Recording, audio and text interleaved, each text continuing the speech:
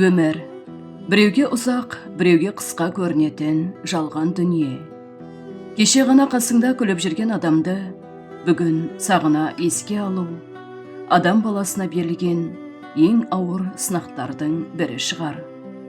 Уақыт зымырап өтеді, бірақ жүрекке жақын жанның орны ешқашан толмайды, әсіресе әкенің орны.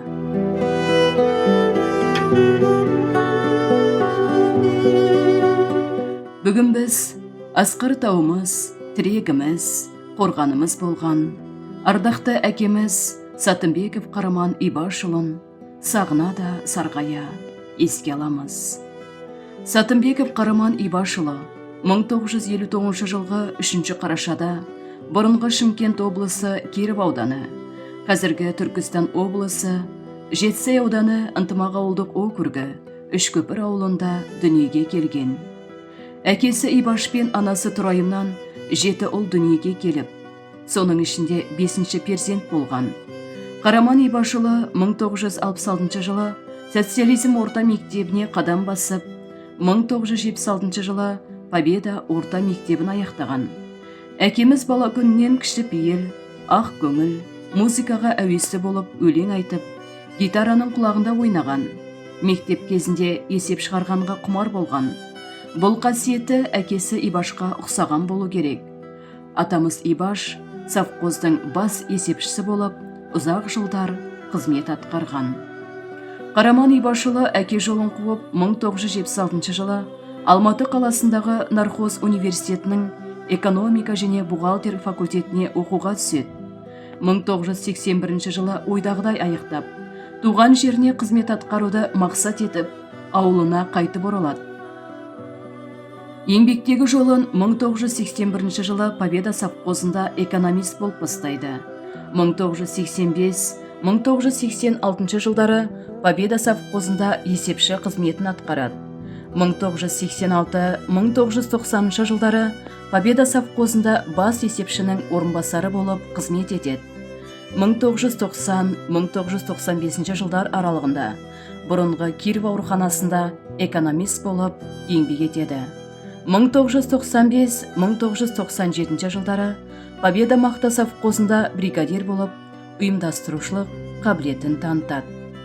Еліміз нарықтық экономикаға көшкен соң елдегі барлық колхоз совхоздар тарайды. 1997 жылы Победа совхозы да таратылды. Әкеміз нарықтық жағдайға тез бейімделіп, 1997 жылы жеке кәсіпкер ретінде Ибаш шаруа қожалығының негізін қалайды. Өмірінің соңына дейін, яғни 2025 жылға дейін абыроймен басқарады. Иә, адам өмірі мәңгілік емес. 2025 жылдың 21 шілде күні әкеміз мезгілсіз дүниеден өтті. Әкеміздің бұл қазасы төбемізден жай түскендей жан дүниемізді ойсыратып, қабырғамызды қайыстырып кете барды. Ендігі жұбанышымыз артында қалған сара жолы мен салиқалы ұрпағы. Ол отбасында асқартау тірек, адал жар немерелерінің сүйікті атасы еді. Аяулы анамыз Назирамен 4 қыз 1 ұл тәрбиелеп өсіріп, қыздарын қияға, ұлын ұяға қондырды. 5 перзентінен 13 немере сүйді. Оның мейірімі мен адамгершілігі, сабырлы мінезі әрдайым жадымызда сақталады. Біз үшін ол биік тұлға болып қала береді. Әкеміздің жаны жәннатта, иманы саламат болсын. Алла тағала жатқан жерін жарық, топырағын торқа етсін. Оның жарқын бейнесі жүректерде мәңгілік сақталады. Өзің едің әке үйдің қорғаны, отбасының айнымайтын зор бағы.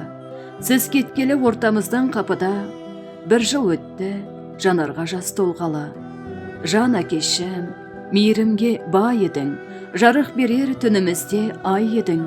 Алға қарай жетелейтін баласын, үлгі болар әкелерге сай едің. Абыройың асқақ еді беделің, Көп еді ғой біздерге ке берерің, сүрінгінге сүйі болып әкетай, құлағанның қолтығынан демедің.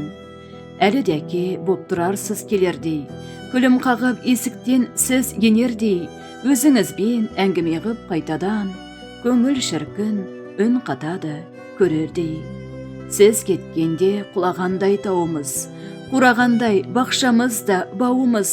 Әке, міне, жыл өтсе де жабырқайды сағыныштан жанымыз.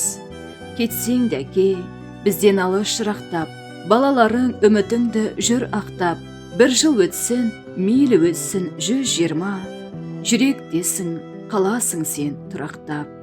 Еске аламыз, әке, сізді сағынып, бұл берілген тағдырға біз бағынып, мейірімді, жаны жайсаң әке боп, жадымызда қаласың сен жаңғырып.